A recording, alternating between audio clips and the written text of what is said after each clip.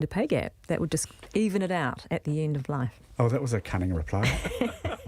Janessa, what do you think? What sort of criteria are you looking at with health? Yeah. Well, I can end the gender debate now by saying that we are recommending linking to average health expectancy, so not discriminating between genders or ethnicities or all that.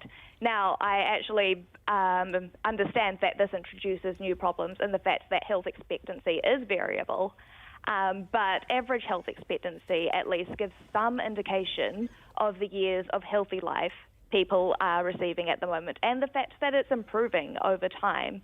Now, the reason why we're recommending that is because we've actually got the same pension age as we had in 1898, when we had very few elderly and most people passed away before that point. Linking to health expectancy is one way of recognising that we're living longer, we're living more healthily, and we're actually working for longer as well.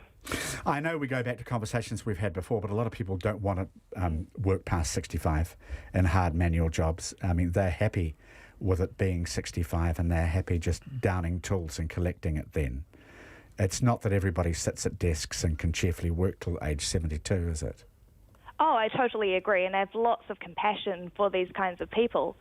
The problem is that we're expecting NZ Super to address all of these very different situations, when actually NZ Super is only one part of the entire welfare system. Now, one of the concerns that came up in the research is that if we've got more elderly people drawing on the pension, then we've actually got less funds for the rest of the welfare system as well. So if we can make small tweaks to the system, make it more efficient and reduce those costs, then we can actually support those who most need it, including those who struggle to make it to the pension age. Just finally, it's an interesting paper. Who's listening to you on this, do you think? Who's listening? Anyone in the Beehive? It will be a long conversation, and we're actually calling for cross-party consensus on all of these issues, just because it's no use having one political party agree and the other believe the complete opposite, because we do need that political stability. Now, I actually think that is achievable. We have in the past had both major political parties agree that the pension age needs to rise. It's just a matter of both parties agreeing at the same time that something needs to happen, and that voters can have that assurance that this policy is stable. Thank you, Janessa. Appreciate your time. Janessa Jerram from the New Zealand Initiative.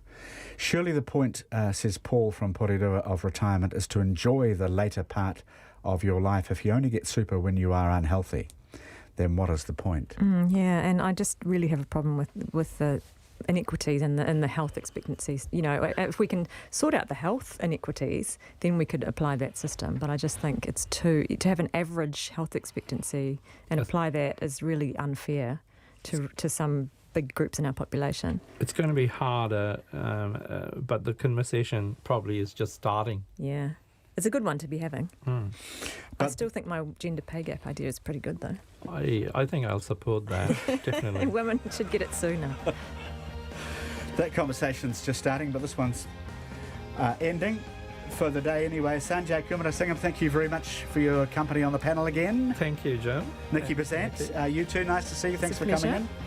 And we are back tomorrow with another panel, and Checkpoint is on the way with Lisa Owen. Thanks for listening, everybody. See you tomorrow.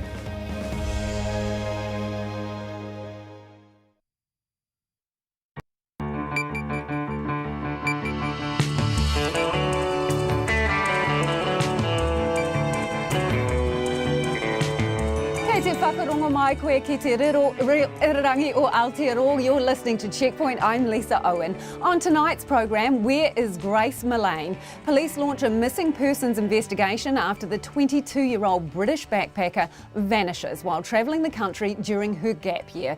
Her family says it's been communication silence for days. She was last seen Saturday night in downtown Auckland. Forget the talk of poaching and coaxing top college rugby players with scholarships. One school is scouting 12-year-olds. Yes, 12-year-old players from the islands. Ill winds send an America's Cup budget blowout Auckland Council's way. How much more is it going to cost ratepayers?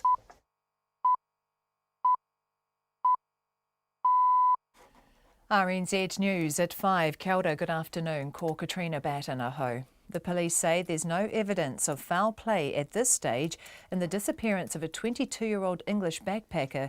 Grace Mullane hasn't been seen or heard from for several days, and her family filed a missing persons report with the police yesterday. Detective Inspector Scott Baird says the last confirmed sighting of her was at Sky City just after 7 on Saturday night.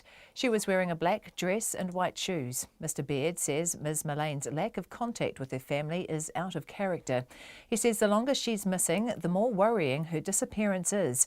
The police are trying to collect CCTV footage from around the CBD to try and build a better picture of Ms Mullane's movements. Some of Ms Mullane's belongings are still in her hostel room. China's embassy in Canada is calling for the immediate release of the chief financial officer of the Chinese telecommunications company Huawei. Meng Wanzhou was arrested in Canada on the request of the US and is now facing extradition, the BBC's Dave Lee reports. Meng Wanzhou was arrested on Sunday, a spokesman for Canada's Justice Department said. A hearing is due to be held on Friday. She faces extradition to the US, where it is understood she is accused of breaking the country's trade sanctions with Iran. US authorities announced they were investigating Huawei's activities back in April.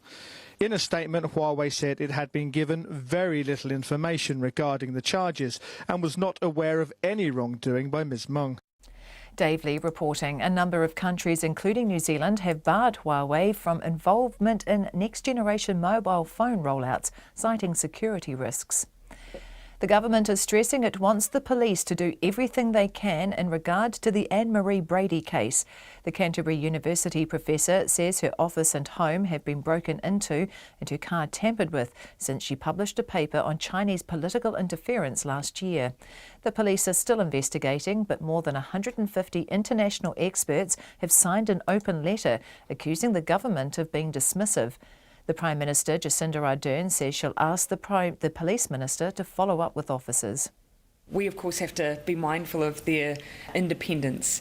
But what I will do is have the Police Minister just seek an assurance that everything that can and should be done is being done, including for Ms Brady's own personal security. The Prime Minister, Jacinda Ardern. The possible sale of the ice cream brand Tip Top has the Regional Economic Development Minister Shane Jones accusing Fonterra of failing to look after it properly. The dairy cooperative is reviewing its assets as it looks to bring down its debt levels by $800 million. It has said it's not prepared to invest any more money into Tip Top. Shane Jones says it's sad to see an iconic Kiwi company might be sold off.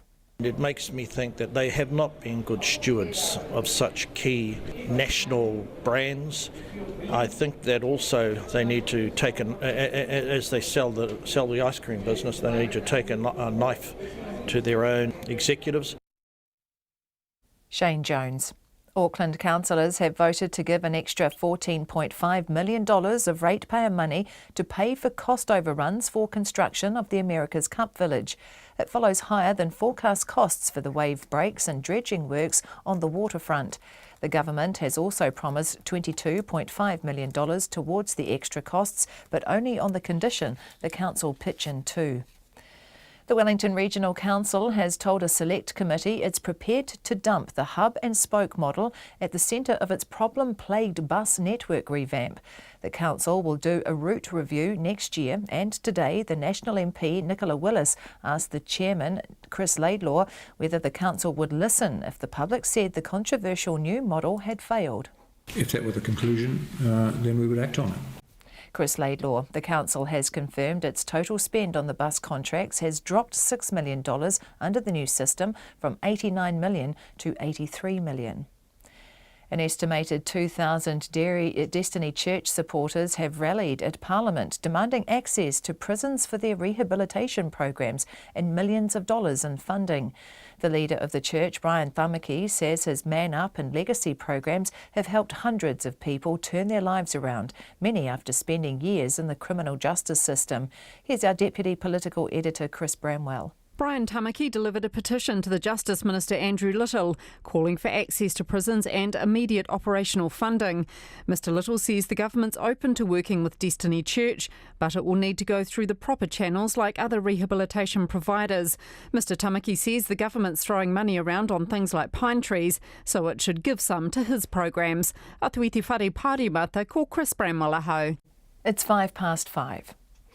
Sport. The Sport New Zealand Chief Executive Peter Miskimmin says a review they commissioned into elite athlete welfare backs up the findings of similar reviews done by national sporting organisations. A 120-page report by sports lawyer Stephen Cottrell released today recommends, among other things, that the high-performance funding model be thoroughly examined. The report is part of a wider investigation into sports integrity in New Zealand, and Miskimmin says it has found the same issues discovered by sports-specific cultural reviews already conducted this year. What it's done is reinforced a lot of the things that we've already heard coming out of the previous reviews around cycling and football. But a lot of those are around making sure we get that better balance between winning and welfare, not only of our athletes but also of coaches and others in the system.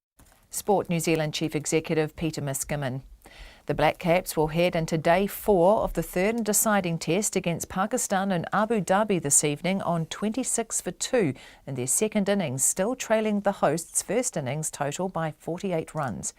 Meanwhile, Australia needed less than an hour at Adelaide Oval to silence Virat Kohli and make an early statement in the first test against India after a sensational one-handed catch from Usman Khawaja removed Kohli for 3, reducing India to 19 for 3 on day 1 of the 4-test series opener. A short time ago, the tourists were 106 for 5. That's the news. Danger at the hospital. A friend of mine had his nose broken 2 years ago. There's a serious incident at least once a week. Safety online. They do see violence, and also they are telling us we will look at porn as a guide. And fine dining downtown. You know, the Central Rail Link construction and everything, so it's good that we're like the beacon of hope for good food. Join us for breakfast, Morning Report with Guy and Espiner and Susie Ferguson, weekdays from 6. Then on 9 to noon, America's billionaire bonanza, how family fortunes are amassing and the power they wield. And after 10, the new book about the Canterbury Health System's extraordinary response to the 2011 earthquake. Join me, Lynn Freeman, and for Catherine Ryan on 9 to noon after Morning Report on RNZ National. Met service weather through to midnight. Tomorrow, Northland to Taranaki, including the central high country. Showers today, some heavy with isolated thunderstorms and hail until evening. Fine tomorrow, apart from a few morning showers in Northland and also South Taranaki. For Gisborne and Hawke's Bay, showers some heavy with thunderstorms and hail today. Showers clearing south of Wairoa tomorrow morning and elsewhere in the afternoon. Whanganui to Wellington, also Wairarapa and Marlborough. Showers clearing by this evening, fine tomorrow. For Nelson and Buller, scattered showers today, mainly this afternoon when some could be heavy and thundery with hail, fine tomorrow. Westland, also Canterbury and Otago, mostly fine.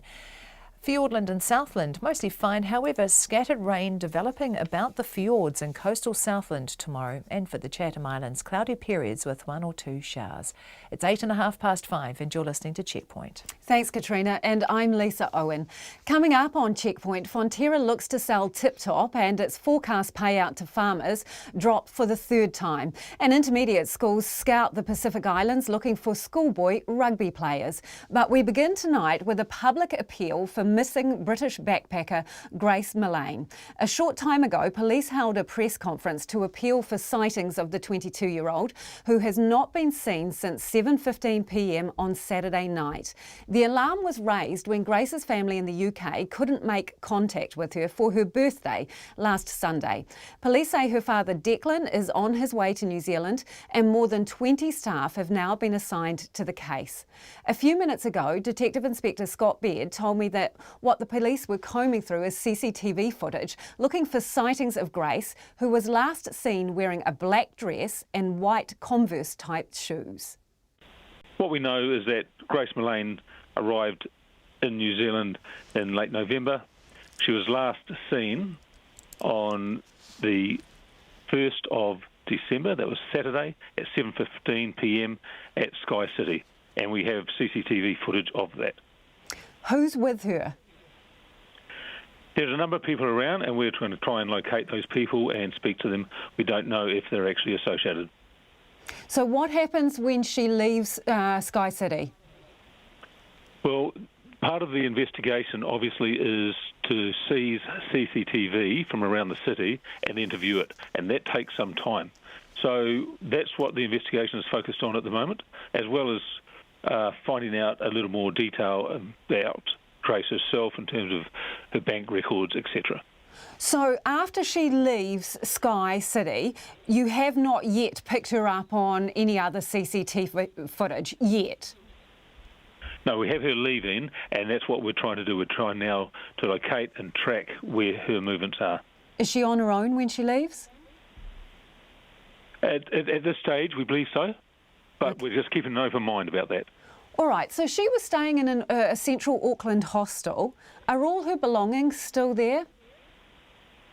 We know some of her property was there, and we have that, but we don't know exactly what she had, so we don't know what she has on her or if there's anything missing. Let me put it another way. Is there sufficient belongings there that suggest she was intended to go back to that hostel? It's not as if she'd packed up and was moving out. No, but I'd agree with that comment, but what we do know is that she had spent some time up in the Bay of Islands. You know, she's doing her OE, so she's going to go to the tourist destinations, and she's done that. And we believe that she has booked further travel in New Zealand that coming up in the next few days. The concern is that the family have not heard from her, and when her birthday, her 22nd birthday, was on the 2nd of December, that's when you'd expect to hear or for them to be able to contact her. So that is why there is some concern. And there's been communication silence, nothing? There's been nothing between her and her family, no. So you mentioned bank accounts. Has she used the accounts, or has there been activity on the accounts since she left, was last seen on that Saturday, leaving Sky City? Well, that's part of our investigation, and the report of her being missing came to us around lunchtime yesterday. So just over 24 hours, we've started an investigation. Mm-hmm. We have over 20 staff working on this, simply because the CCTV phase is so big, and we need to make sure we secure as much as we can. And so, do you have her phone? I think, Detective, do you have her phone? Well, she had a number of phones, and so we have a couple of phones from the backpackers, but we believe she may have another one or two. So we're keeping an open mind about that, and that's part of our investigation. So there's potentially 2 other phones that are missing? Well, we don't know if they're missing or if she has them. Right. Do you suspect foul play? Look, the longer this goes on, the more concern there is. They've got a family member arriving in the country tomorrow. We need to consider how they are feeling, and living on the other side of the world, they'd be distraught. Their 22-year-old daughter or sister hasn't been heard from, and so we'll be doing all we can to support them when they arrive. She had hostel mates. Did she know them beforehand, or who are they in general terms?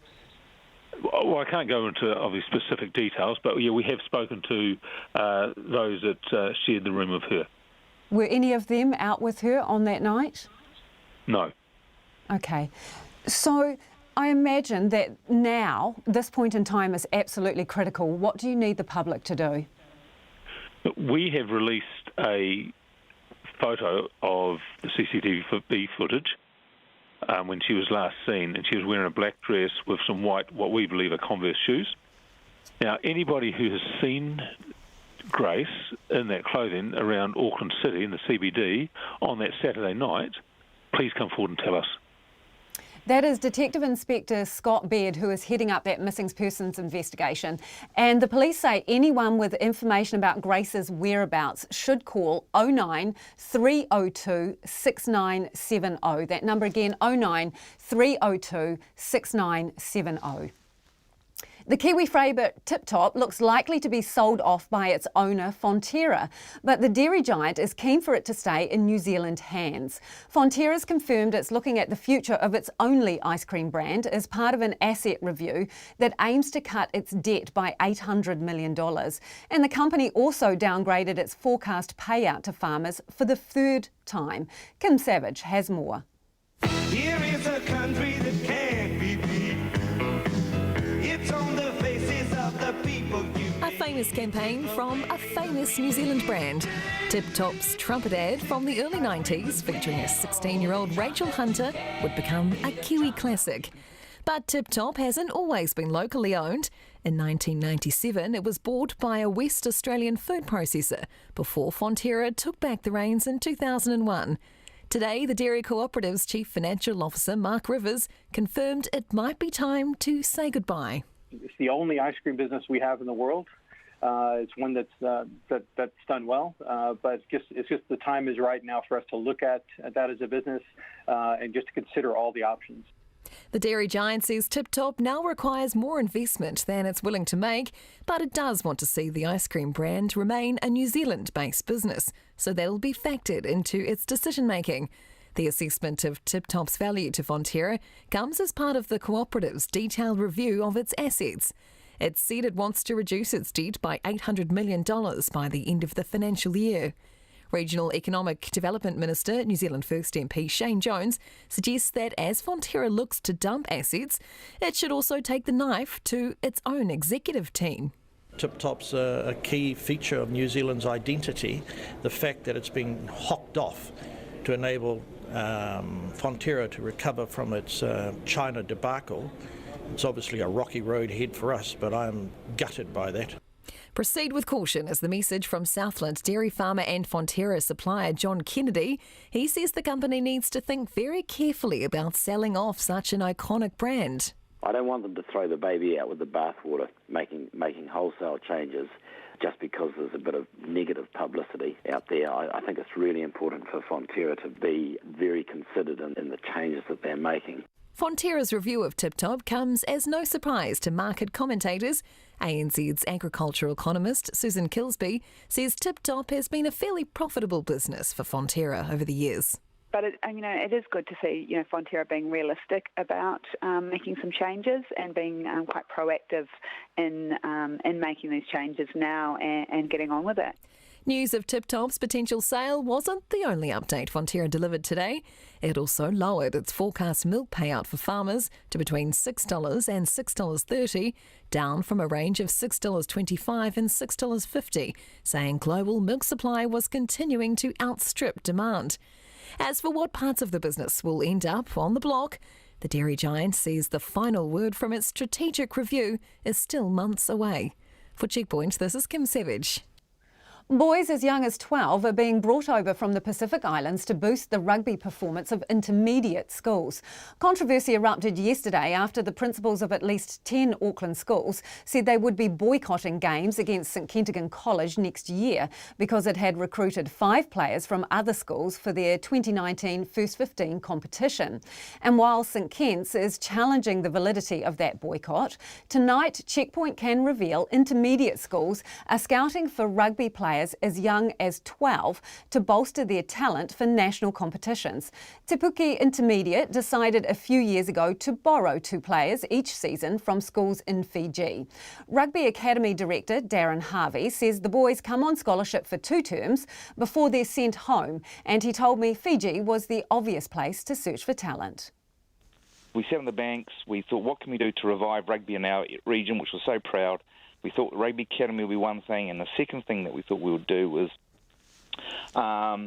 maybe go to Fiji or the islands. We decided Fiji just for the mere fact that they seem to offer a bit more of a point of difference, being Melanesian as opposed to Polynesians, because we're a school of roughly 45% Māori, so we sort of had that Polynesian influence. But so we went across there, and we spoke with the principal and the board of trustees, and just said to them, hey, look, can we do this? And they gave us our support. So it's been going for three years now. We'll be going across next year for the 4th time. It's not a long time, Lisa. We go across in February. The boys come out at the end of term 1, so they basically have terms 2 and 3 in our school, where it's all our rugby season, basically. So how do you scout these kids? How do you find them? Okay, so we go over to Suva. We have a local a scout this way. He coaches lots of the little schools and secondary schools over there. They have a national tournament over there, and it's called the Kaji tournament, from under 9s to under 13s. And he just invites people to come to Suva if they want to try for basically it's just a 6-month scholarship to our school, and they go back to Fiji. So the boys from this year are back in Fiji right now as we speak. So is that scout a paid scout? Does the school pay him to scout for you? No, we don't pay him. Right. No. And so the kids, when you identify players that you're interested in offering the opportunity to, what is the offer? What do they do? Do they get a scholarship? How does it work? Well, what happens, they get a 6-month experience here at our school. We have, so we get them here, they play club rugby here, they play for our school representative team, which I'm not sure if you've heard, we have Ty Mitchell Rugby here. That's a big tournament in the Bar Plenty, so they play that. And if they're good enough, they get selected for what we call the Roller Mills. I'm not sure if you heard of the Roller Mills, which is more of a North Island rep tournament where Auckland and Waikato and them play. And more importantly, too, they go to the Ames Games, which is really why we set it up, because we wanted to make our school Ames team, successful as well. So do you pay for all of that? Does the school pay for the expense of them coming over and accommodating them? How does that work? Okay, so we've got a local working group of just local businessmen, and we meet sort of once every couple of months. Obviously, being in the kiwifruit region, a lot of them are within the kiwifruit industry. They help out run the academy, and they help out with the Fiji scholarship as well. We have a local Fijian person here with his wife, and they host the boys, and he's a local rugby identity as well. So it works out really perfectly. So donations basically cover the cost of the kids coming to New Zealand. Do the families back in Fiji get anything? Do you offer them anything financially? No, we don't. Okay. Because some people might look at it and say it's a really short opportunity, it suits the school in terms of the competition. Why not partner up with another school and offer them some kind of enduring scholarship, so if they want, they can get their entire education here in New Zealand? Yeah, well, it does cost a bit, because we've got to fly them out here and we pay the host families and stuff. So, being a little school, we don't, while we have donations from the local community, that's another... we're just sort of mindful of the cost and that sort of thing. It's also, too, it just, as I said, that 6 months we just find for this age group just perfect for them, because it gives them experience in the classroom here, and, while we get something out of them on the rugby field, we get a lot also, too, within the school, because they are part of our kapahakas, and we have a Asian pride group, and they go to little competitions for that there. So it's just not all about the rugby. And then they go back to Fiji, but what do they get out of it? Because you get a top class, potentially winning rugby team. What do you think they get out of it? Well, first of all, they get the experience, right, a New Zealand experience, educational, and rugby, because rugby is different over here compared to there. Do you try and hook them up with a high school scholarship? No, we don't. No, we don't, because really it's up to them and their families what happens. To be honest, the parents would love their boys to stay here, from, year 9 for another 5 years, but we can't guarantee them that. We can only guarantee them our little experience that we offer them. So the boys that have gone home, have you kept in contact with them? Do you know what they do now? Yep. Because of that, they're very much a Facebook community. So, parents and aunties and uncles and stuff, it's the way that we contact, keep in touch with all the Fijians back there. When we go back in February, we catch up with the families, and we have a luvu, we have a bit of a get-together in one of the villages, and we invite them all around, and we just, we're in contact with the boys all the time. So some people might wonder why you don't develop local players, because it's been a bit of an issue with scouting overseas players and poaching from other schools. Why not bring up players who are in your district, in your school already? Well, that's what we do. This is what the Rugby Academy is for. Like, I mean, we have. But you're still bringing in other players from overseas, and some people would say, "Hey, what about the other kids?" Well, I mean, we're only a small little school. Like, I mean, Yeah. if we probably didn't have them, we probably wouldn't get the numbers to put them on the field. You know what I mean? It's not as if we're a big city school like Tauranga Media, 1,300 kids or whatever. You know what I mean? It's for us. It was just a chance for us to give these guys an experience. You know, it gives us a little bit of a point of difference in the rugby field. But I mean, the reason, especially, you know, even take this year for instance, we won Ames Games, but it wasn't because of the Fijians. It was actually basically because of the Rugby Academy and the other boys that, you know, the local Māori boys and the boys in our school that were the difference. It wasn't so much the Fijians. And that's Darren Harvey, who is part of the Te Puke Intermediate Rugby Academy. They bring 2 players over a year from the islands. Generally, they're around the age of 12. Let us know what you think about that. Text us on 2101. You can tweet us at Checkpoint RNZ or email us at checkpoint@radionz.co.nz. How young is too young, and what obligations should the schools have to these boys in terms of their ongoing education? Really interested to hear what you think about that. An estimated 2,000 Destiny Church supporters rallied at Parliament this afternoon, demanding access to prisons for their rehabilitation programs and millions of dollars in funding. The leader of the church, Brian Tamaki, says his Man Up and Legacy programs have helped hundreds of people turn their lives around, many of whom have spent years in the criminal justice system.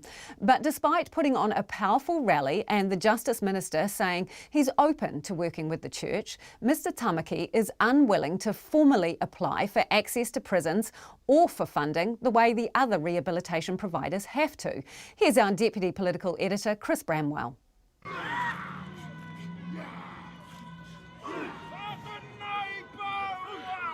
Brian Tamaki and hundreds of his supporters made their way onto the grounds of Parliament to deliver a petition to ministers. He told the crowd, including ministers and MPs, that lives have been changed dramatically with his Man Up program. Inmates and prisoners and people, families that were struggling in our worst places. Man Up helped them. Somehow it works. And I know the secret because I wrote the 4 books. That is actually the formula for the 15-week program. But Man Up isn't a program, it's more than a program, it's a lifestyle.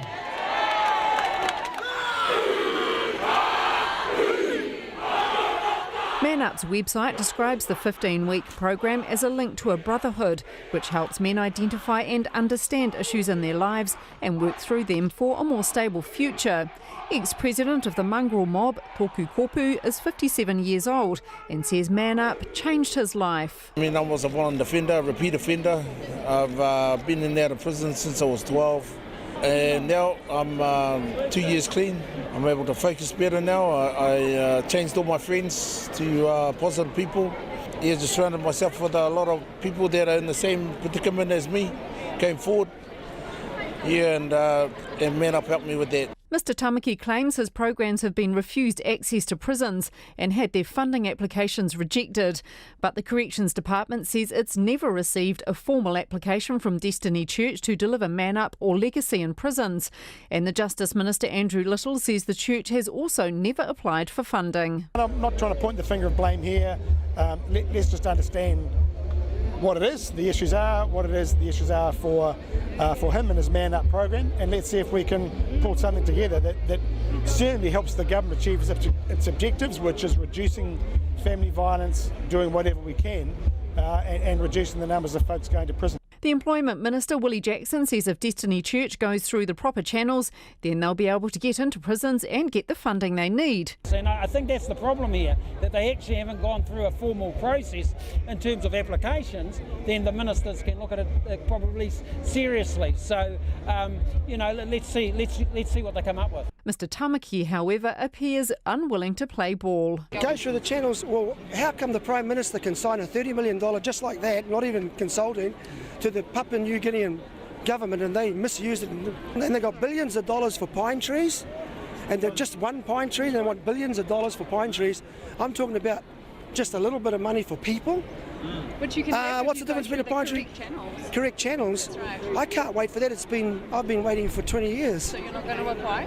Well, I'm doing the business without taxpayers' money. The Justice Minister is willing to meet with Mr Tamaki to discuss his programs and how the government and the church can work together to reduce the number of Māori in prisons. But in order for that to work, Mr Tamaki will need to be willing to go through the formal processes that other providers do, both for access to prisons and the associated funding. Atu i te whare pārimata mō te hōtaka o te ahi pōnei, ko Chris Bramalaho.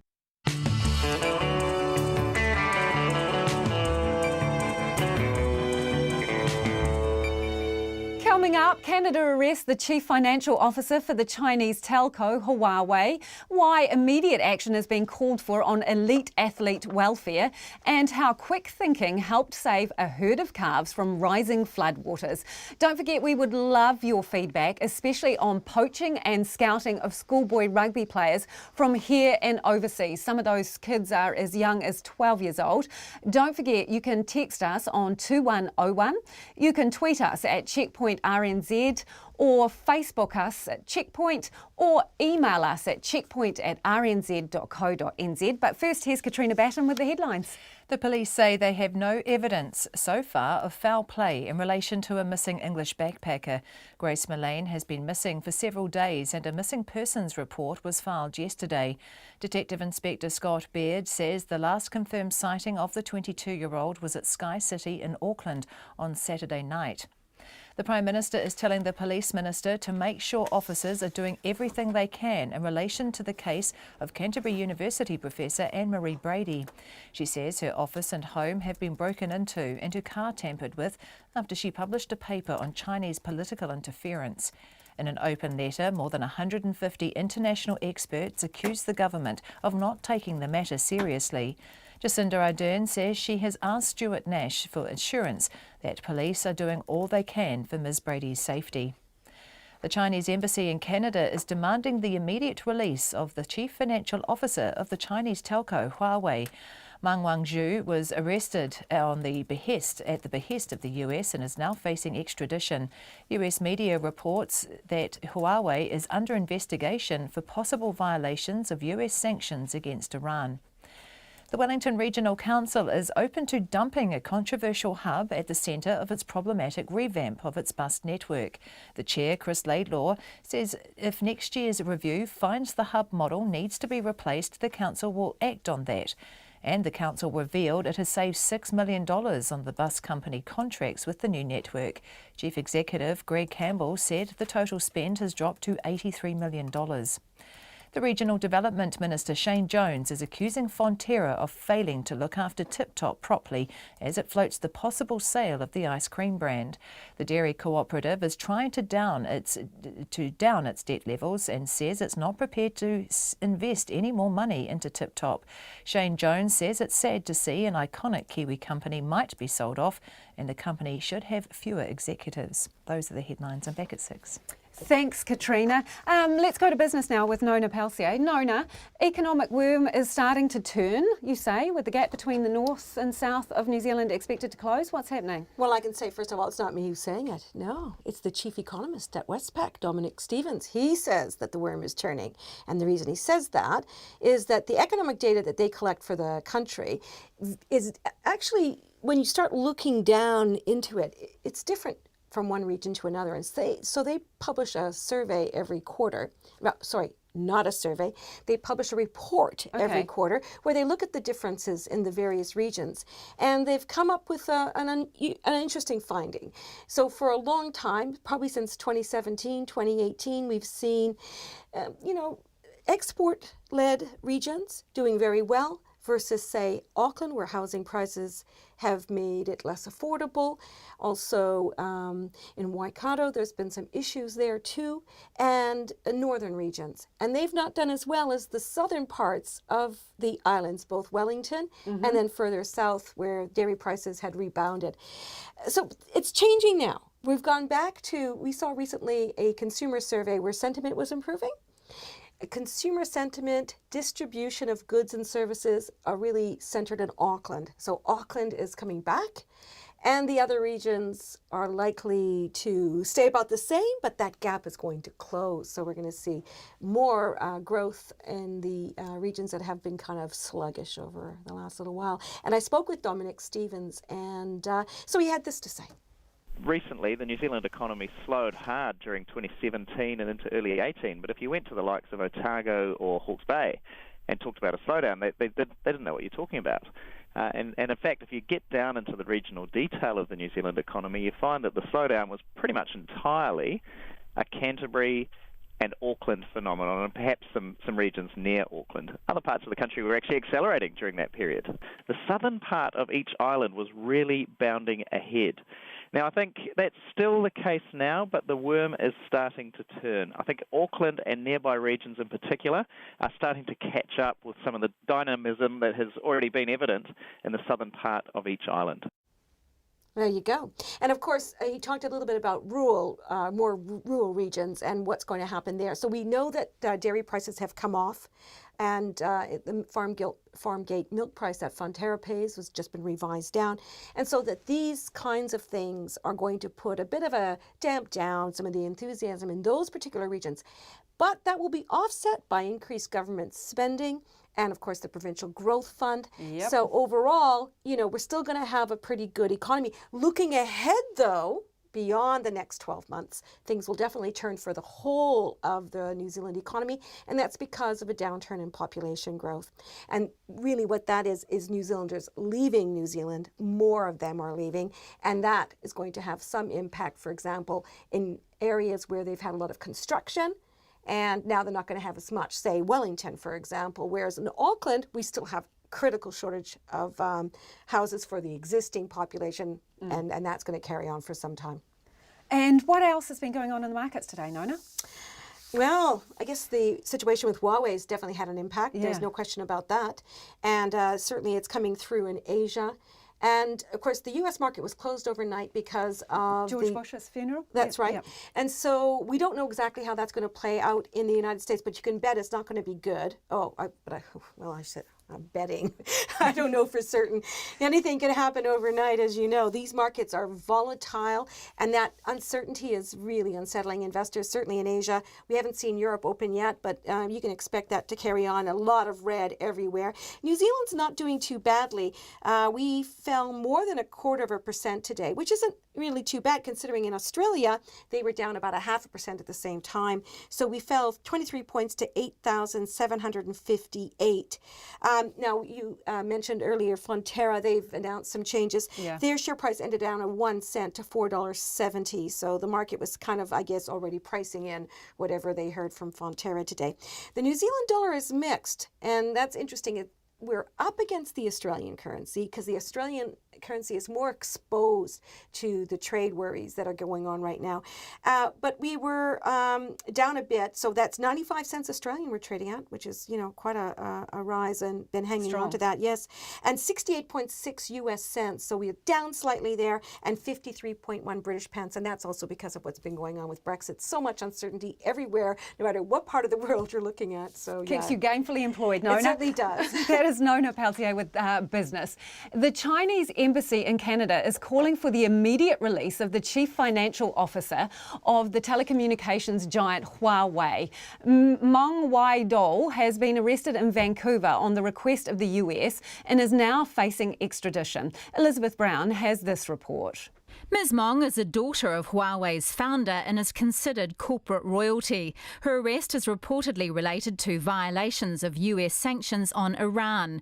The story was broken by the Ottawa Globe and Mail. Its bureau chief is Robert Fife. What we know is that Canadian authorities arrested Ms. Meng in Vancouver. She was transiting from where, we do not know. She was arrested on Saturday and has been held since then. We don't know any more details of where she's being held. It's probably at an immigration detention center. The US has repeatedly accused Huawei of posing a threat to national security, arguing that its technology could be used for spying by the Chinese government. It's barred Huawei from any involvement in next-generation mobile phone rollouts and has been putting pressure on its Five Eye partners to do the same. Australia has fallen into line, and last week New Zealand's GCSB blocked a bid by Spark to use Huawei equipment in its new 5G network, citing unspecified security concerns. Robert Fife says the holdouts are now Canada and Britain, although British Telecom has just announced limited measures. Both countries are facing very, very intense American pressure, even threats from the Americans of denying us intelligence. I mean, in today's story, I had 3 U.S. senators reach out to me, which is very, very unusual, but they reached out to make the case that they were glad Canada had arrested Ms. Ming, but they also said you better cut Huawei off from 5G technology. In terms of New Zealand, Huawei has said it poses no risk and has called for an urgent meeting with the government. New Zealand Foreign Minister Winston Peters says the government hasn't had an official briefing on Ms Mung's arrest, but he wouldn't necessarily expect one. This happened in Canada, and it's out of the US, and you'll have to look at their extradition laws.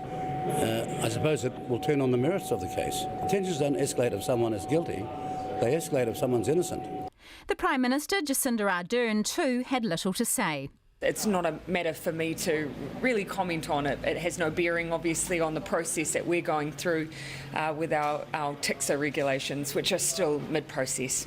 Ms Mung's arrest is likely to drive a wedge between China and the US, just days after Presidents Donald Trump and Xi Jinping agreed to steps to resolve a brewing trade war.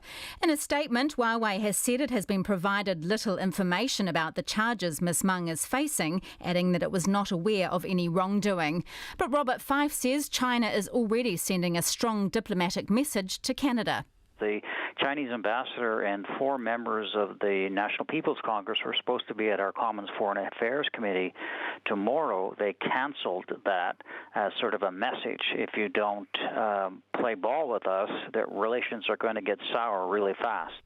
Meanwhile, Ms Mung will face a court hearing tomorrow and a publication ban has been placed on any details of the case. For Checkpoint, call Elizabeth Brown, Aho. Mycoplasma bovis has spread to Taranaki with a farm on lockdown after tests confirmed the region's first case of the cattle disease. The Ministry for Primary Industries says some cows will be culled because of the high risk it could spread to other properties. The ministry says it's carried out 250,000 tests for M. bovis and paid out around $33 million in compensation. Donald McIntyre is the Taranaki president of Federated Farmers and joins me now. Good evening, Donald. How concerning is this? It's probably inevitable in the fact that the farm in question had movements into an infected herd. So, that was a reasonably straightforward situation that they found themselves in. So how long have you known about it, that there was an issue? It's been, the testing has been ongoing probably for the last 3 or 4 months, I suppose, 5 months, I'm not quite sure. So when you say there were farm movements, what do you mean exactly? How is it thought that the infection got onto this property? Stock were moved from a property of infection to this property, and so that's the link that has been followed, yeah. Were those stock movements before or after the additional restrictions? Well before, yes, and before the host property had any indication that they were infected as well. It must be a pretty distressing time for the farmer whose property it is. What are you doing to support them? The Rural Support Trust is putting as much effort as they can into supporting this person because, yes, it is a very distressing time. The animals on any farm, they're personal to the owner, and when you work with them every day, you build up a big rapport with the animals, and so having to do things that are going to be probably done under this M. bovis control mechanism is very distressing for farmers. No matter how rigid, top-lip you are, it still affects you. Are there many properties neighbouring this particular farm? I think it's a fairly straightforward square operation, so there's probably about 4 or 5 neighbours. I'm not 100% sure how many. Do you know how the neighbours are feeling about it? Because I suppose it raises questions for them as well. I haven't had a chance to contact them, but I understand that the farm has been ring-fenced prior to this breakdown notice, so that the boundaries were well fenced, etc., to contain the stock within the farm. So the risk of stock getting out was minimised. So what do you think this all means for the eradication program? Do you think that eradication is actually achievable? Oh, very much so. Yep, and this is just another step in that process. So why do you say that? Why do you say that, Donald, that you still think it's achievable, despite the fact that we're getting a new notification? Why do you think it's not achievable? But you, what do you reckon? Why do you think it's not achievable? No, I'm just asking what makes you think it is achievable, given that you're getting fresh outbreaks, basically. Yes, but like I said earlier, this was traced through under the normal tracing system through NAIT movements to an infected herd, and so that's how this breakdown has been identified, is that they've had movements from an infected herd. So any movements out of this herd to other properties will also be traced and then tested to check whether they are infected as well. So do you know anything about? It's just an ongoing process. Do you know anything about the volume of cows which were moving from this property in recent times and where they have gone? No. Right. Are you convinced that farmers, there's been a lot of criticism of farmers in the past not properly tracking stock movements. Do you think that is all being done above board now? Oh, I wouldn't think it's a lot different from what it has been. The NAIT system has got a lot of clunks in it, and they are working to try and rectify those. But I think farmers are certainly putting a lot more effort into trying to sort out their NAIT records. But that will take time for them to fully come compliant. So it's a process that we need to go through. Appreciate your time this evening. That is Donald McIntyre, who's the Taranaki president of Federated Farmers, talking there about this farm that's basically on lockdown after Mycoplasma bovis has been confirmed for the first time in the Taranaki area. Quick thinking in a small Southland hamlet helped to save a herd of calves as floodwaters swept through their paddock. Heavy rain battered the lower South Island yesterday, causing widespread flooding and damaging roads. The floodwaters also uplifted a group of calves, whose owners discovered them bobbing in murky water. But as our Otago Southland reporter Tess Brunton discovered, their safety was in good hands. I've got calves swimming across. Oh my gosh! If they get floated away! Floodwaters were rising when Mike Bodle and his daughter Alexandra found their Wagyu calves trying to swim to safety. It had been a long night and morning for the farmers, who were busy checking on the stock of their family property, Braintree Farms at Browns. When they reached the paddock, they found it flooded, with grassy islands sticking above the floodwaters. We'd never really seen anything like it, just how hard it came down. So it was 100 mil of rain. Just came through just over the road and into the paddock where the calves were. Just kept rising so quick. Just happened so fast. Mr. Bodle says some calves were safe on the island, but many panicked and began to swim, bobbing towards higher ground. His neighbours heard about the calves and offered their support, and one offered a lifeline, an inflatable river raft they had in their shed. So into the raft they started packing the calves, some of which were exhausted from their struggle against the surge. First ones were pretty exhausted, so they just sort of sat there and just sort of hopped out, and the other ones that were on the dry ground had a bit more fight in them, so actually pushed one of the boys off the raft, but they managed to pull them all both back in. Fortunately, they were all wearing life jackets. Even the calves? No, all the staff and neighbours. It took 6 loads to bring them to safety. The 67 were in the paddock. There was a dozen or so that were already on dry land that had come back to the end of the paddock, which was safe. And so they'd saved about 35, and probably about 11, I think, went down the river. So how are the survivors? They're going pretty good. The Wagyu are sort of a communal sort of animal, and there's some that are still bellowing out for their mates that we've lost. So yeah, that's pretty tough. He says his farm got away lightly. Neighbouring farms lost a lot of their sheep, while others' crops were ruined. Mr. Bodle offered his thanks to the community who helped to save his calves. It's great to have a good community behind you, the neighbours and everyone that pitch in time of need. For now, Mr. Bodle and other Southland farmers are busy clearing the damage, hopeful the deluge may at least keep another summer drought at bay. For Checkpoint, Cortes Brunton, Tēnei. The 41st President of the United States has been farewelled at the Washington National Cathedral. George H.W. Bush died at the weekend, aged 94. The congregation heard of his sense of duty and public service, but the occasion was somewhat overshadowed by an awkward moment when President Donald Trump and his wife Melania took their seats alongside former presidents. The BBC's John Sopel was there. A nation prepares to bid farewell to the last of the greatest generation, those political leaders who'd fought in the Second World War and then served their country with distinction. The extended Bush family looked on as his flag-draped coffin was moved to the National Cathedral.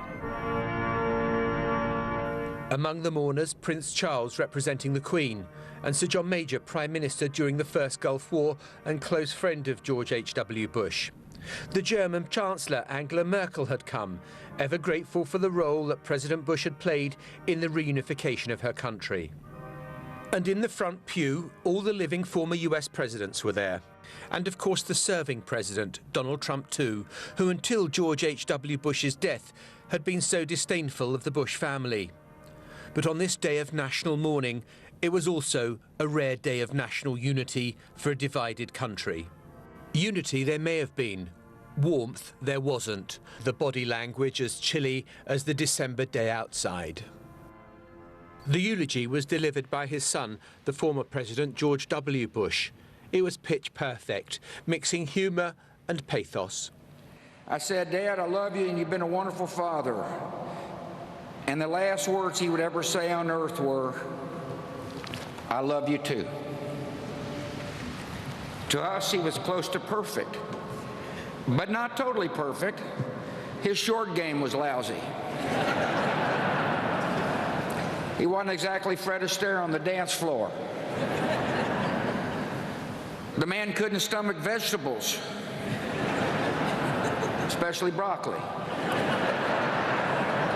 And by the way, he passed these genetic defects along to us. And finally, an emotional farewell from a son to his father. So through our tears, let us know the blessings of knowing and loving you, a great and noble man, the best father a son or daughter could have.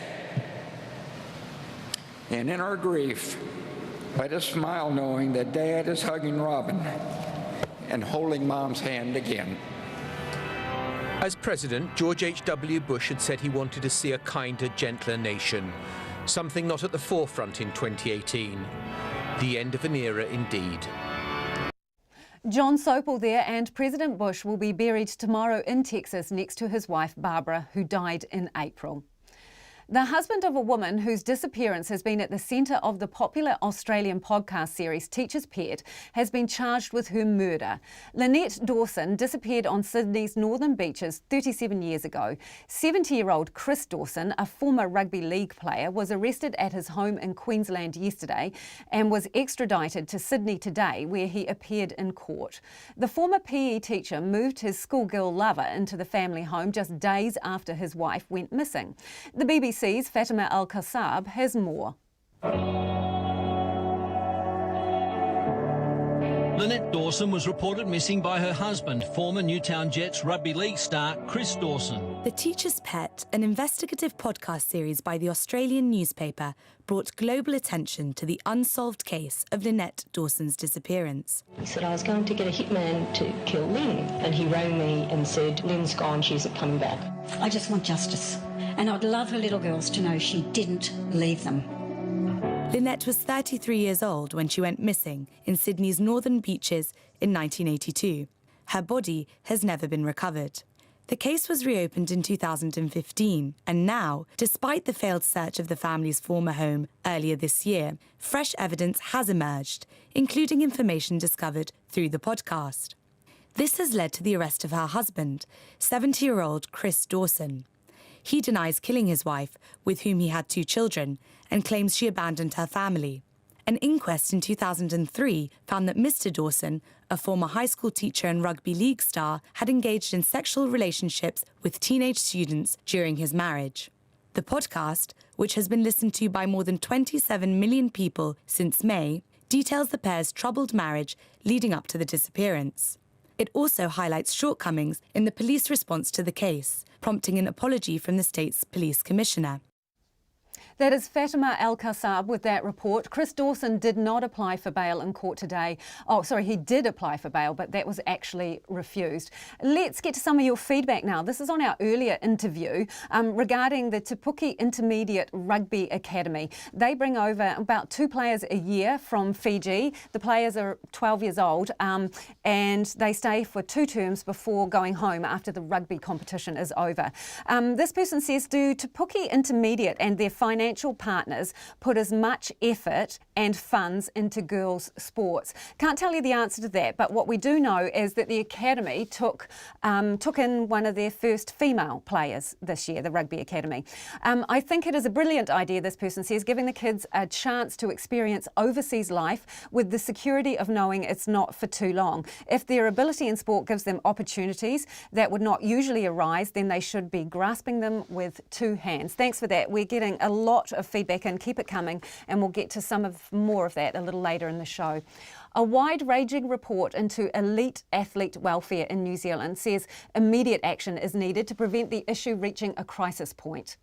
The 120-page report, commissioned by government agency Sport New Zealand, makes 7 recommendations from 47 key findings. It comes after the completion of damning reviews into the high-performance environments within cycling and football in New Zealand, while a similar review is ongoing for hockey. Sports reporter Clay Wilson spoke to Sport NZ Chief Executive Peter Miskimmin after the release of the report this morning and started by asking what he believed the important findings were. So we were looking for Steve to speak to a whole lot of people in the system and get better understanding and knowledge. And what it's done is reinforced a lot of the things that we've already heard coming out of the previous reviews around cycling and football. But a lot of those are around making sure we get that better balance between winning and welfare, not only of our athletes, but also our coaches and others in the system. It's also talking about NSO capability, about, sort of organisational culture. And so there's a lot of takeouts from that I think will be incredibly useful, not only to the national sporting bodies who create the environment for their athletes, but also for us here at High Performance Sport New Zealand and Sport New Zealand. In terms of moving forward with the NSOs, how does that process work? When does that start and what are the immediate priorities? Well, look, it has already started. That's underway. A number of conversations with various NSOs. Clearly there's 2 issues here. There's the role that the NSOs will play, and I think the findings from previous reports and the Steve Cottrell report is going to be really helpful to them. The challenge here is that every sport is unique and different and at different stages of development. So it is actually working sport by sport, working with them. And look, that is what we are wanting to do next year. So there'll be quite a bit of change taking place over 2019. So in terms of implementing these recommendations, enforcing them from your perspective, how does that work? Is it simply a case of saying to the NSOs, this is what we think or this is what we've found, or is there any power of enforcement in terms of them getting to put these recommendations in place? Yeah, I don't like to use the word enforcement because I think a lot of the sporting bodies recognise that they need to change. And there are many reasons why we are where we are today. And in lots of ways, this is going to be a collective effort. And I think part of it is redefining what success looks like and making sure we get that balance right between the winning and the welfare. And I think that's where we need to be. And if we get that right, in fact, we'll end up with, I think, better performance and hopefully maybe a competitive advantage. Obviously, the funding model's been a central topic of discussion with relation to this issue. Where do you see that going, given what you've seen in the report, and how does it need to change from your perspective? Yes, look, that has been raised by High Performance Sport New Zealand. That's taken on board. That came out of also the cycling review. And so that is one of the streams of work that will be looked at in terms of what does good look like and how we can be more fit for purpose. And just finally, there's a lot of streams to this issue and this report. It's a large report. But I guess it comes down in a lot of ways to, you've mentioned that balance between winning and athlete welfare. So I guess from your position, how do you see that changing, or how does it need to change moving forward from here? What are the real important parts of that relationship or that balance? Oh, I think there are many, and it's multifaceted. I think what we're talking about is what is a high-performing environment in the future. And, you know, we've obviously been very successful in the past, and we want to make sure that is maintained. But we want to do that with taking everyone with us and making sure that there is, you know, care given to everyone, from athletes to coaches to support people. Wait for Pip.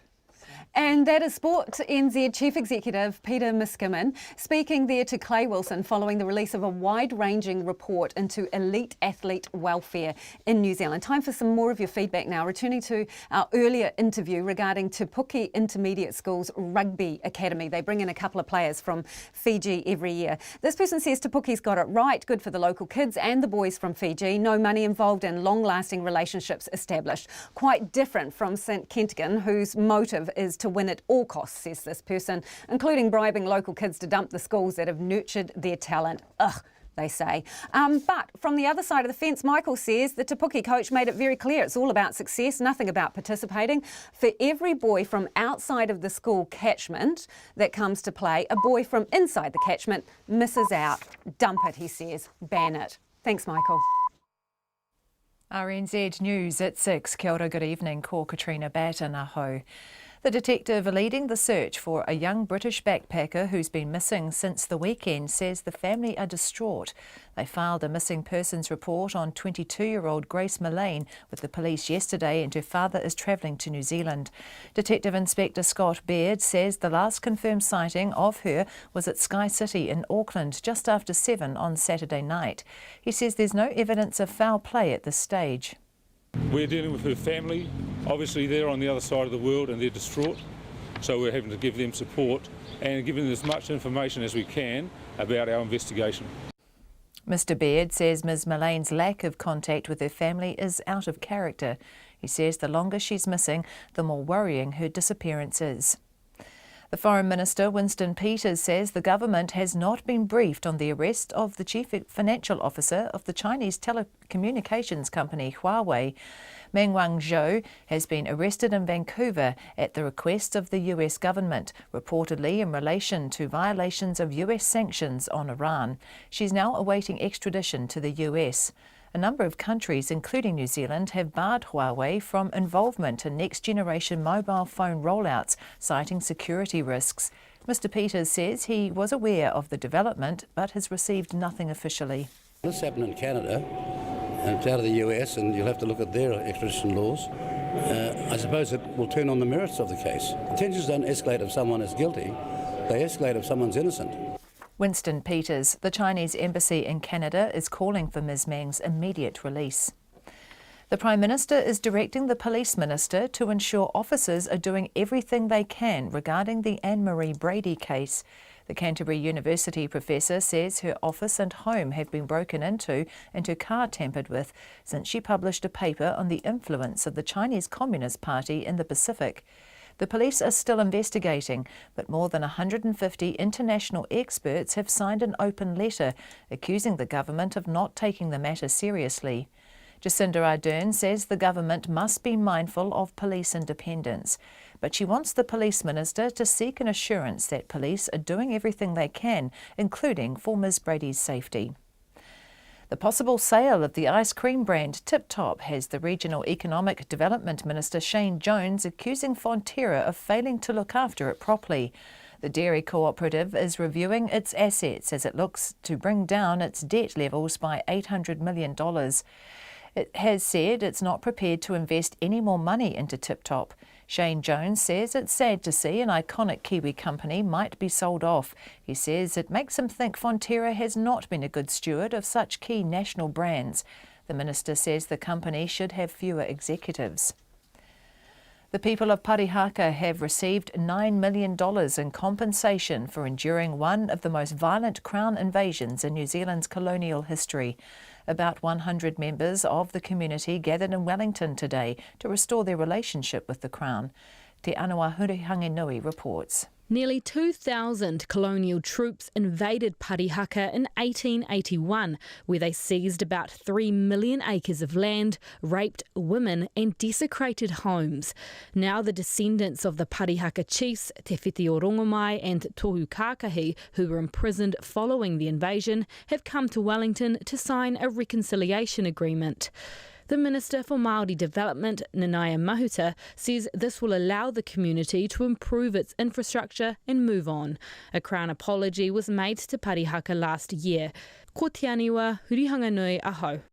A select committee has been told that at least one bus company operating in Wellington has been hit with heavy financial penalties over the problem-plagued network.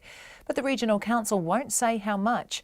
The Council's Chief Executive, Greg Campbell, was asked whether any fines had been dished out for poor performance since that became possible in October. I would not be able to give numbers given their commercial contracts, but I can confirm that they are substantial and they have been levied, yes. Greg Campbell, the Council's chair, Chris Laidlaw, told the committee under questioning that if the public said the new bus model had failed, they would dump it. The former Adelaide Catholic Archbishop Philip Wilson has had his landmark criminal conviction for concealing child sex abuse quashed. Philip Wilson had been sentenced earlier this year to 1 year's home detention for covering up abuse by a paedophile priest in New South Wales in the 1970s. He was the most senior Catholic cleric in the world to have been convicted of such a crime. Today, a judge in the Newcastle court overturned his conviction. He is now a free man. It's 6:05. The chairman of the New Zealand Athletes Federation says there is work to be done on the funding model for high-performance sport in this country. A report commissioned by Sport New Zealand into elite athlete welfare makes 7 recommendations from 47 key findings. Reviewing the controversial funding model is one of the recommendations, and Athletes Federation chairman Rob Nichol says they're pleased that will take place. There's opportunities for improvement in the way that sport is funded in New Zealand, in the way in which it's applied and relates to athlete welfare. And I think this report highlights that there's some work to be done to really discover exactly what that might look like. That's where Sport New Zealand and high performance sport, they've got an opportunity to pick that ball up and run with it. Rob Nichol. The Black Caps will head into day 4 of the third and deciding test against Pakistan in Abu Dhabi this evening on 26 for 2 in their second innings, still trailing the hosts' first innings total by 48 runs. Meanwhile, Australia's day one dominance on the first test against India at Adelaide Oval continues, with the home side picking up another wicket. India's Rishabh Pant was caught out 425. A short time ago, India were 137 for 6. With 3 seconds remaining on the clock, the Oklahoma City Thunder's Paul George sunk a desperate 3-pointer to secure a 114-112 win over the Brooklyn Nets in the NBA. New Zealander Steven Adams contributed 15 points. That's the news. Tonight on Nights, the story of hundreds of Nigerian patients who can't check out of hospital until they've paid their medical bills. Silver Tamba is on the line from Estonia. He's probably happy to be on the Baltic rather than the Black Sea right now. And Alison Ballance investigates sarcopenia, the loss of muscles as we age, along with a somewhat contradictory phrase, skinny fat. On Nights with me, Brian Crump, after the news at 7 on RNZ National.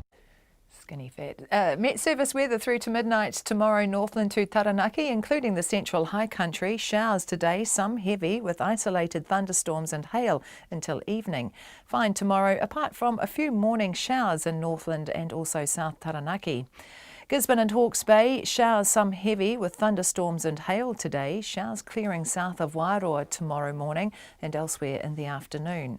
Whanganui to Wellington, also Wairarapa and Marlborough, showers clearing by this evening, fine tomorrow.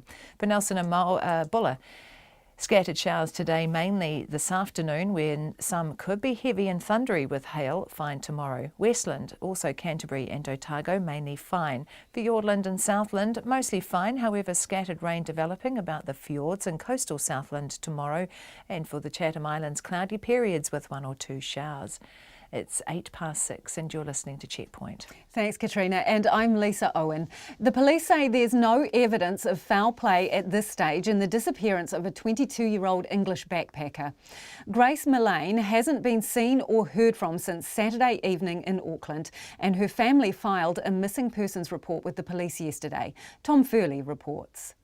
Miss Millane's brother, Michael Millane, says she left Britain 6 weeks ago to travel the world, having just graduated from university and had been in New Zealand 2 weeks.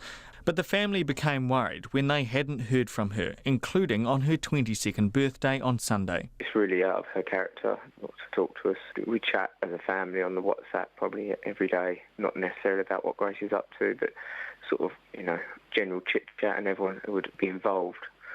So, yeah, it would be every day that we actually have the contact. A plea for information on Mr Millane's Facebook page has been shared almost 30,000 times, including by people throughout New Zealand. Detective Inspector Scott Beard says more than 20 staff are on the case. We're dealing with her family. Obviously, they're on the other side of the world and they're distraught. So we're having to give them support and giving them as much information as we can about our investigation. So far, he says the investigation has focused on interviewing other guests at Base Backpackers, where Grace was sharing a room with 4 others, as well as reviewing CCTV footage throughout Auckland CBD. Mr Beard says the last confirmed sighting was at Sky City just after 7 on Saturday night. It's important if people think that they've seen Grace, that they contact us.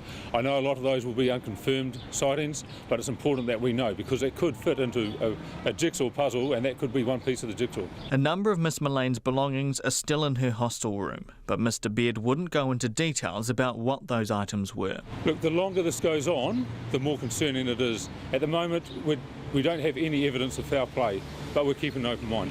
Grace was last seen wearing a black dress with white Converse-style shoes. Her father is on a flight to New Zealand and is due to arrive in the country tomorrow. For Checkpoint, Tom Furley. Auckland councillors have voted to give an extra $14.5 million of ratepayer money to pay for cost overruns for construction of the America's Cup Village. It follows higher than forecast costs for wave breaks and dredging works at Auckland's waterfront. The government has also promised $22.5 million towards the extra costs, which would bring its contribution for the development to nearly $137 million. However, Economic Development Minister David Parker says the government will only pay up if the council pitches in too. And councillors were warned today that without the extra money, the America's Cup may not go ahead. Matthew Tunison was at today's council meeting. Mayor Phil Goff questioned Tina Simmons of the America's Cup event company about the need for the additional funding. I guess the problem is this, that the government has made an agreement already to put another $22.5 million in, but it is contingent on our agreement as a council to put $14.5 million in. If we were to make a decision not to put that $14.5 million in, and they therefore would not be making their contribution, where would that leave the America's Cup? I think we'd have to have a very serious and many conversations about what the options are as a result of that. But there is a risk that the Cup would be in jeopardy in Auckland. Absolutely. Councillor Mike Lee was not impressed by the cost overruns. We made an agreement earlier this year, a very generous agreement, on expert advice, we thought, of how much it would cost. And now we have this increment, major increment, and it won't be the end. So I'll tell you what, I'm getting off the bus here. We made a point earlier this year that don't come back and ask for more.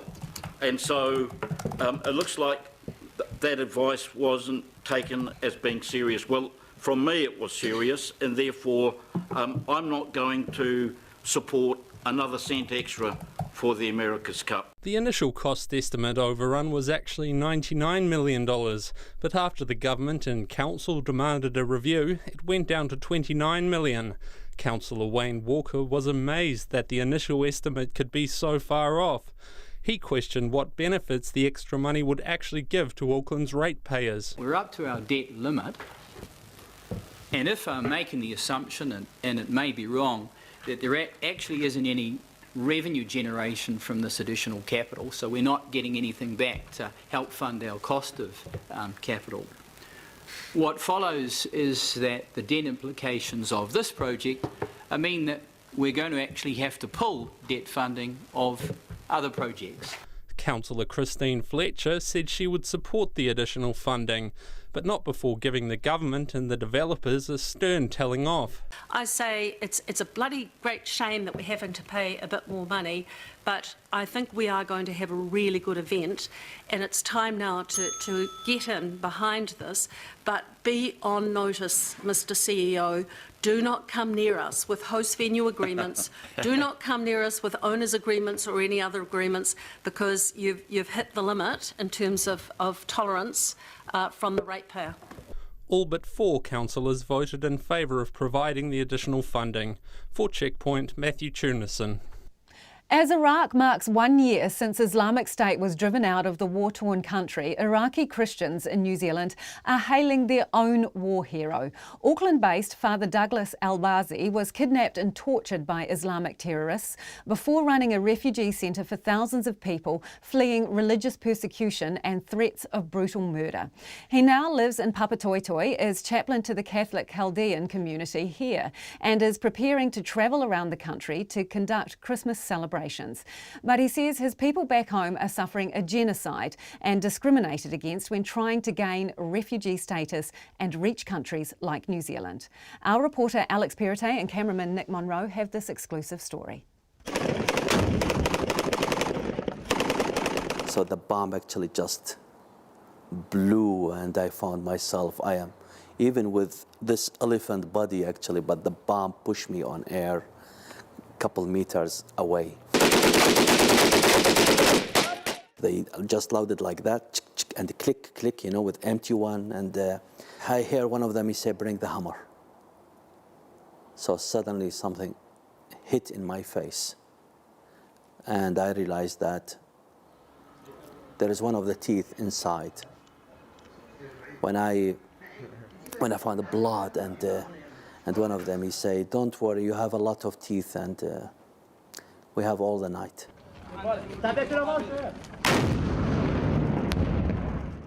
In the midst of yet another violent war, Father Douglas Al-Bazi left Iraq in 2016 to become chaplain to New Zealand's Chaldean Catholic community.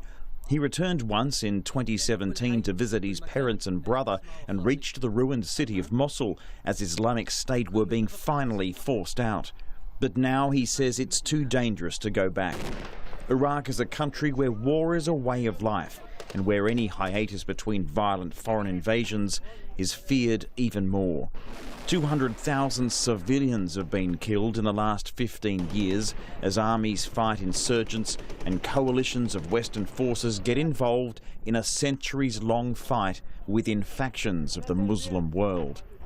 The United Nations says it's staggering. Millions upon millions have been displaced, many fleeing the country and living in foreign camps, others remaining as refugees in their own country without any United Nations help. And amongst the rubble, caught in the crossfires, huddled in their ruined churches, are Iraq's religious minorities. Father Douglas says Christians, as well as the ethnic and religious Yazidis, predate Islam in Iraq, but now they are dying out.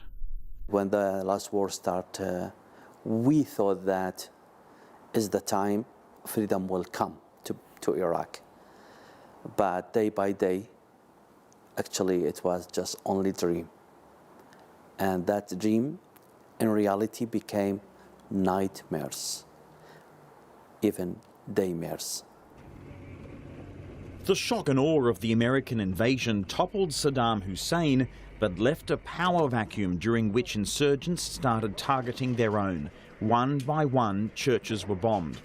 But when even lapsed Christians flocked to church to show their solidarity, extremists turned their weapons on pastors like Father Douglas. Me, myself, I was one of the people actually was waving to American soldiers when they get into Baghdad. I thought that's the time to changing, time that we will see people can have passports and visas and travel and have a picnic vacation and to have satellite, cell phones, internet access easy, free speeching, freedom of religion, everything.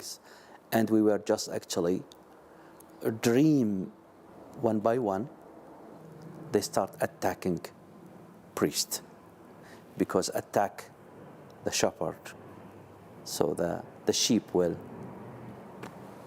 escape. And they open fire against us toward the church, and I got shot by AK-47, and still the bullet is still in my leg. But none of these attacks could prepare Father Douglas for what came next. Suspicion of religious minorities and a desperate desire for ransom money led to clergy being targeted. He was beaten, bundled into a boot of a car with a blindfold forced around his head.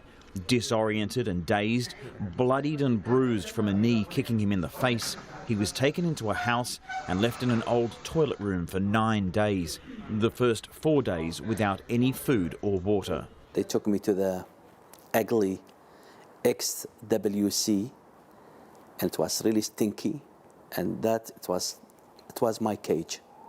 Each time when the night came, they took me to another room that they were sitting, smoke.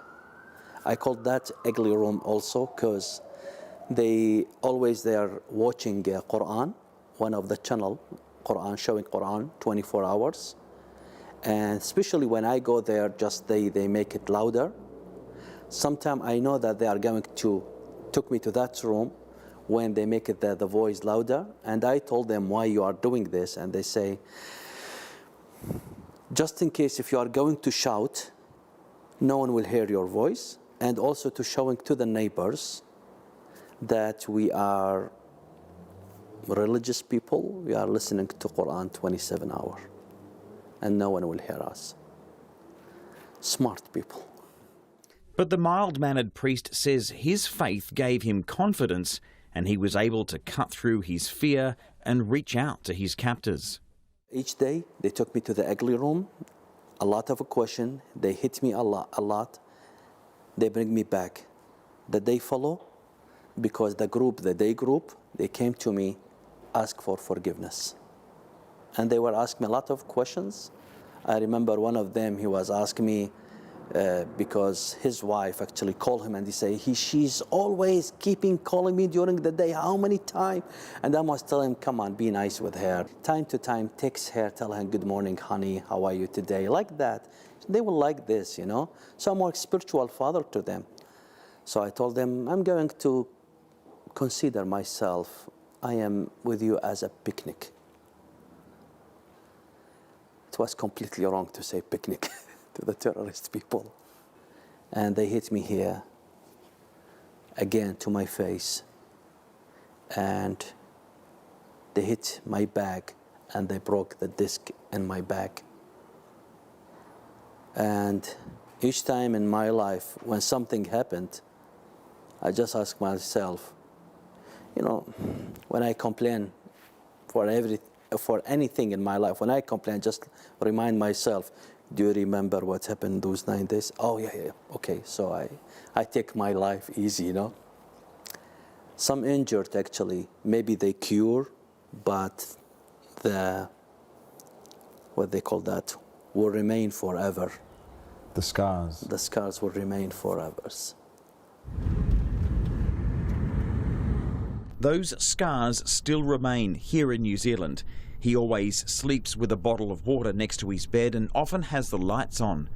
But true to Iraq's history, the next conflict was only around the corner, and before he had time to recover or process what happened, a new and more insidious enemy arose. Islamic State. They stormed through cities, inciting fear and forcing people of other faiths to either convert, pay huge fines, or flee for their lives. Shocking videos surfaced of the violent insurgents beheading and crucifying their victims. In Father Douglas's northern Iraqi town of Erbil, 125,000 Christians and Yazidis arrived literally overnight. We were actually, you know, just receiving people without asking. For example, if you are Anglican or Catholic or Yazidis or those people, all of them, they are just looking for a life. Day by day, you start, you know, to do the breakfast, lunch, dinner. Put the schedule Sometimes we were just, hitting our head that what we will have tomorrow. Maybe we don't have eggs for tomorrow, what we'll have soup or same soup or same rice or... Those days they were really terrible, terrible. But the only thing was keep people alive. They were think that and believe we will have tomorrow. I never met with people, even single person, complain or blame God to what happened. Even single one. No one blame. Sometimes when I meet some people here in New Zealand, sometimes they complain even when they got flu. Oh my God, I got flu. So I'm just giving them that look like it's just a flu. Just a flu. In Erbil, Father Douglas realised the pressing needs were food, water and shelter, but he also knew he couldn't stop there. Children needed a focus, adults needed a purpose, and he began his own regime, a makeshift tent city that he refused to call a camp, but rather a collection of 26 different centres. And because people were fleeing persecution within their own country, he says the United Nations refused to recognise them as refugees and could not help. He says all the assistance came from church organisations as well as private donors, who were so generous that others started raising their eyebrows at what kind of donations they received. I remember when I bring tablet, and here some people, they will hear me, tablet in centers, in the camp for refugee, for kids, 4 years, you are destroying them. Say, wait. Why people they are, when they need, that we have to give them, this is what happened. Rich people give expensive gifts to the rich people. But when we talk about poor people, we give them what is left, what is the bad things left from us, we give them to the poor people. Why? It's shame. It's shame.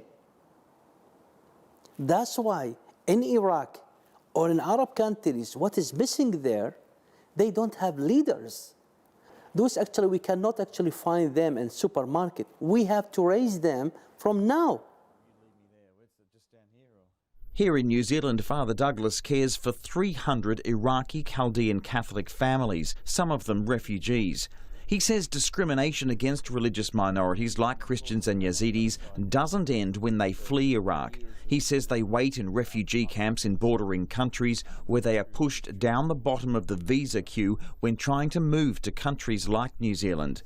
New Zealand now receives 1,000 refugees through the United Nations each year and has committed to taking more, but is actually taking less and less from the Middle East. Since 2017, New Zealand only received 8 Iraqis, compared to 211 from Colombia and 265 from Myanmar. Father Douglas says his people are desperate and no less deserving. Since 2015, the number of Christians in Iraq has halved, and he wants the UN to recognise that as a genocide. He says countries like New Zealand can and should do more to help. New Zealand is the worst country actually restricted with the refugee. Never. They don't actually want. And many countries, they close their gates. For my people, I'm just telling, yes, we can help. Please, my people, they are under systematic genocide. They are suffering there.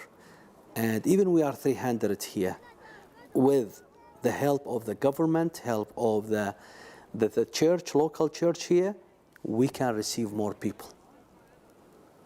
And this is, at least this is our right to live. So please save our people. And that is Father Douglas Elbasy ending that report from Alex Perrottet and Nick Monroe. Time now for some more of your feedback. The interview we had earlier in the show with Darren Harvey is from Te Puke Intermediate. He runs the rugby academy there. They'll be heading to Fiji in February to scout 2 young players to bring back for 2 terms of school so they can play in the rugby competition. Those players are generally about 12 years old, and this is the 4th year they've done it, offering those kids a scholarship. Lots of feedback on that interview. This from Tony. Te Puke Intermediate Academy has caused me to consider whether I think it's a good idea, says Tony. I'm very involved in junior rugby in Christchurch. I think it is a great little program. Importantly, it sounded well run and had community and pastoral support for the lucky boys. He goes on to address the question of whether it is denying Kiwi kids an opportunity to play in these teams, and says, I think this possibility is overtaken by the fantastic experience and cultural exposure it offers the other 13 Kiwi boys in the school team, as long as it stays at 1 to 2 boys. I'd support that kind of program, says Tony. This one, the rugby scouting, my opinion is that Kiwi bloke's a friggin' hero. Need more white people to share their privilege like this man. More power to him and his kind. Modi order, says Tina from Hamilton. Thanks for that, Tina. And Michael says perhaps the school should give some of the academically talented kids, presuming they're talking about the kids in Fiji that they're going over there to scout, a similar chance to come to New Zealand. That from Michael.